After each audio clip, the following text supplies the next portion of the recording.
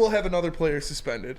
It is an unknown player. It hasn't been made available to the public yet what player it is, but it said it's not somebody that had a big impact on the team's success last year. So what do you make of this? Are you worried about it, or is it just...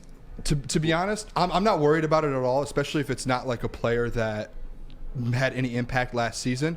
The only thing, like, as a gambling person, these small, and I get it, there's rules and there's regulations that these players like have in place where like they learn like what's right and what's wrong. You can't gamble on the property, but I just think it's ridiculous that the NFL is suspending some of these guys for 6 games. Like this is it's kind of like not getting out of hand, but it's like, what are we doing here? It's stupid, man. Yeah, it's like 6 games. J-Mo was making bets on college basketball in the fucking parking lot, and you're gonna say, like, get over it. And it's like there's so many, like, you're allowed to bet when you drive across the street, and I get that there's these rules that you can't do it, but Roger Goodell came out in a couple days ago when he did his press conference and said, hey, we're still like figuring this stuff out. It's like, so if you're still figuring this stuff out, why are you suspending guys for almost a half a season for these things that you still don't have figured out? Like, what are we doing here? Now, I will say, like, I will put it out there, and I know there's people on different shows who are like, you should be able to gamble on NFL games. I don't think that should be allowed. Like, I'm the one that, as a gambler, like, that shouldn't be allowed, because then you, like, the year suspension for Calvin Ridley,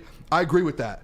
Because if you start letting the people gamble on different games, there's such a slippery path, and it's like shaving points, shit like that. Yeah, and you might think, oh, there's no way, like, they already talked to each other. It's like, yeah, but like something like in 20 years, you're gonna end up seeing a 30 for 30 of some players like winning millions of dollars because they knew to take an under on a guy's receiving yards. Yeah. Because they talk, like, we just can't do that. But these small, like, little 6-game one, like, that just needs to end.